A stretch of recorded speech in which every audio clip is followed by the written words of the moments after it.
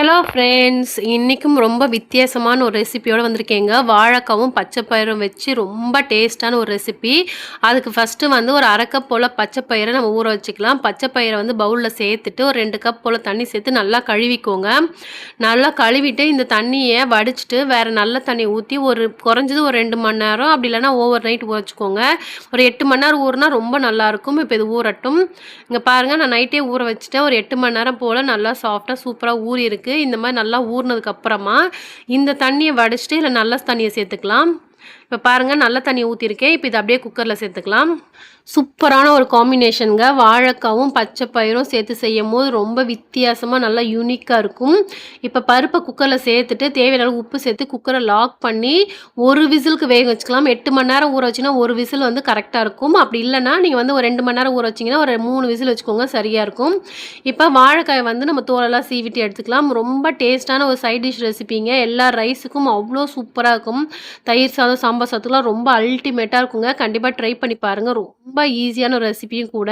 இப்போ வாழைக்காய் வந்து தோலெல்லாம் சீவிட்டு நம்ம கட் பண்ணிக்கலாம். கொஞ்சம் பெரிய பெரிய பீஸாக கட் பண்ணணும். இந்த ஸ்கொயர் மாதிரி கட் பண்ணிக்கோங்க. இல்லைனா வந்து நீங்கள் பொடியாக கட் பண்ணிட்டீங்கன்னா குழஞ்சி போயிடும். ஸோ வாழைக்காவும் நமக்கு வந்து பெருசு பெருசாக அங்கங்கே இருக்கணும். அப்போ தான் ரொம்ப நல்லாயிருக்கும் இந்த ரெசிபி.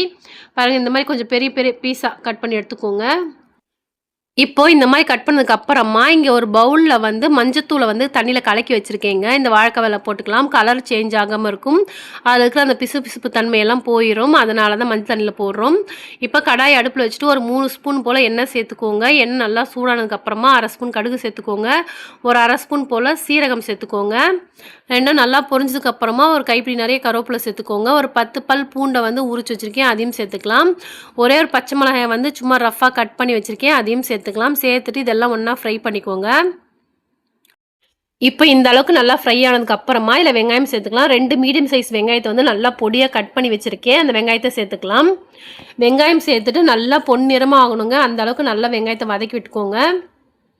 இப்போ இந்த அளவுக்கு நல்லா வெங்காயம் வதங்கினதுக்கு அப்புறமா 2 மீடியம் சைஸ் தக்காளி வந்து நல்லா பொடியாக கட் பண்ணி வச்சுருக்கேன், அந்த தக்காளியும் சேர்த்துக்கலாம். தக்காளி சேர்த்துட்டு நல்லா கலந்து விட்டுக்கோங்க. இப்போ நல்லா கலந்து விட்டுட்டு இப்போ தக்காளி வதங்குறதுக்கு தேவையான அளவுக்கு உப்பு சேர்த்துக்கலாம். ஏற்கனவே நம்ம பச்சை பயிர்லையும் உப்பு சேர்த்து வேக வச்சுருக்கோம். ஸோ அதுக்கு தகுந்த மாதிரி பார்த்துட்டு சேர்த்துக்கோங்க. இப்போது தக்காளி பழம் வந்து நல்லா சாஃப்டாக வெந்து நல்லா குழைவாக ஆகிற அளவுக்கு நல்லா வதக்கி விட்டுக்கோங்க. பாருங்கள், இந்த அளவுக்கு நல்லா குழைவாக ஆகணும். இப்போ இதில் மசாலா தூள் சேர்த்துக்கலாம். 1/4 ஸ்பூன் மஞ்சள் தூள், 1 ஸ்பூன் தனி மிளகாய் தூள் சேர்த்துக்கோங்க. நம்ம ஏற்கனவே பச்சை மிளகாய் சேர்த்துருக்கோம். ஸோ காரத்துக்கு தகுந்த மாதிரி மிளகாய் தூள் சேர்த்துக்கோங்க.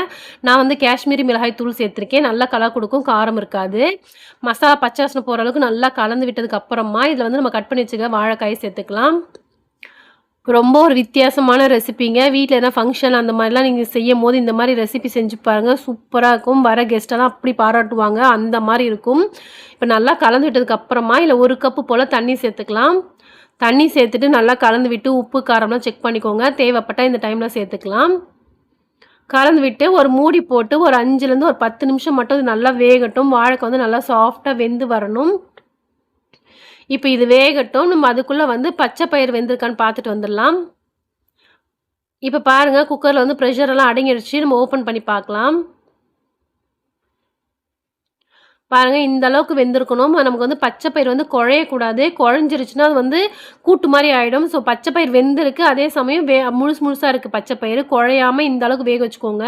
நீங்கள் நைட்டே ஊற வச்சிங்கன்னா ஒரு விசில் வச்சிங்கன்னா கரெக்டாக இருக்கும். ஸோ இப்போ இதுவும் இருக்கட்டும். நம்ம வாழைக்காய் வெந்திருக்கான்னு பார்க்கலாம். பாருங்கள், வாழைக்காய் நல்லா வெந்திருக்கு. நல்லா சாஃப்டாக வெந்திருக்கு பாருங்கள். பார்த்தாலே தெரியும் நல்லா சாஃப்டாக வாழைக்காய் வெந்திருக்கு.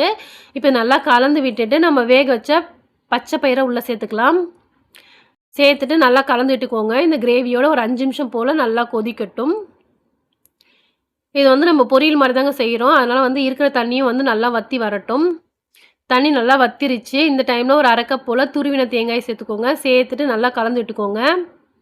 ரொம்ப டேஸ்ட்டாக இருக்குங்க. எல்லா ரைஸோட மேட்ச் ஆகும். ரச சாதம், தயிர் சாதத்துக்குலாம் அவ்வளோ டேஸ்ட்டாக இருக்கும். ரொம்ப வித்தியாசமான டேஸ்ட்டாக இருக்கும்.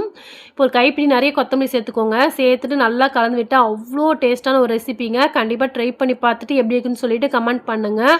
இந்த ரெசிபி பிடிச்சிருந்தா தமிழ் அமுது உணவு சமையலை சப்ஸ்கிரைப் பண்ணுங்கள், லைக் பண்ணுங்கள், ஷேர் பண்ணுங்கள், கமெண்ட் பண்ணுங்கள். தேங்க்ஸ் ஃபார் வாட்சிங்.